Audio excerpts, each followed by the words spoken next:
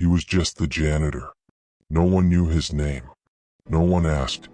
But 5 days a week, Thomas walked through those school doors at 6 a.m., mop in hand, heart heavy, soul tired. And by 5 p.m., he left the building spotless, just as he left his emotions unseen. To the world he was reliable, quiet, efficient.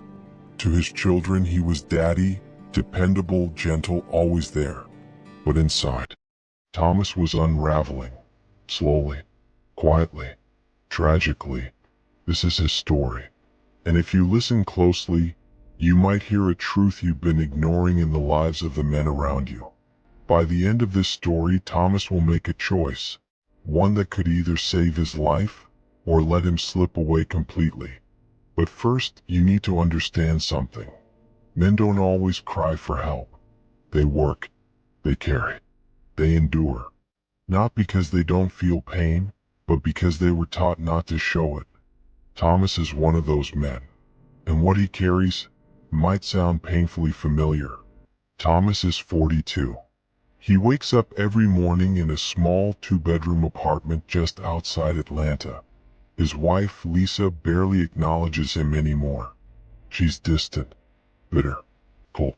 She complains about everything, the bills, the broken sink, the kids' clothes, but never lifts a finger to help. Thomas doesn't argue. He makes the kids breakfast, packs their lunches, kisses their foreheads, and leaves quietly for work. At the school he's invisible. Teachers greet him with forced smiles. Students call him sir, but never look him in the eye. He cleans up messes he didn't make, mops footprints that keep reappearing, but he never complains. At night he comes home to silence. Lisa doesn't cook. The kids eat cereal. Again. And after everyone's asleep, Thomas sits alone on the couch, staring at the walls. Too tired to sleep, too numb to cry. He's functional, but barely. One Thursday evening, while cleaning the science lab, Thomas found it, a small spiral notebook left behind. He opened it. The handwriting was messy, angry, sad. It belonged to a boy named Marcus, a student.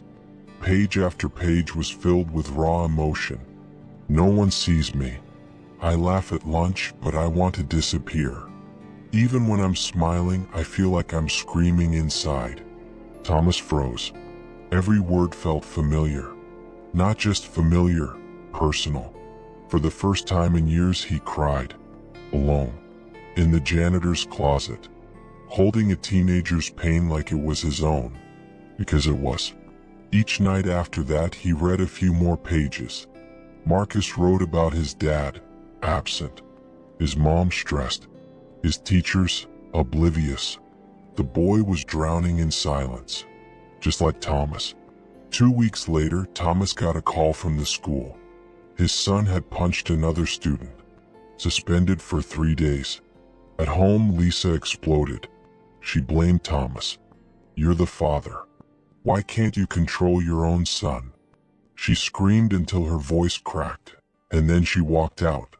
Not to the bedroom. Out the door. She didn't return that night. Thomas didn't sleep. He sat at the kitchen table, staring at a peanut butter jar for 4 hours. The journal lay beside him, open to a line that read, "Sometimes I feel like I'm not alive. I'm just performing the act of being human." Something inside him broke. He couldn't do it anymore. The next day, Thomas did something unthinkable. He left a note inside the journal. Marcus, I don't know who you are, but I know how you feel. I see you, and I hope one day you'll be okay, because I'm still trying too. Then, for the first time in decades, he asked for help. He visited the school counselor after hours, told her the truth. Not everything, just enough. Enough to start. She connected him with a free men's support group. Weekly sessions. Small steps. He didn't speak at first, but he listened to stories that sounded like his. Stories of dads, brothers, janitors, just trying to survive. He started journaling, cooking real meals, talking to his kids about feelings, not just chores. Lisa didn't return, and maybe that was okay. On Father's Day, his daughter gave him a hand-drawn card. 2 stick figures. 1 mop. 1 heart. Inside it read, "You're the strongest man we know." Thomas cried. Not from pain, but from release. This story isn't just about Thomas. It's about the men you pass every day, smiling, working, breaking inside. Men who hold the world together in silence. This Men's Mental Health Awareness Month, ask the quiet ones how they're doing. Really doing. Because sometimes, a mop hides more than dirt. Sometimes, it hides a broken heart.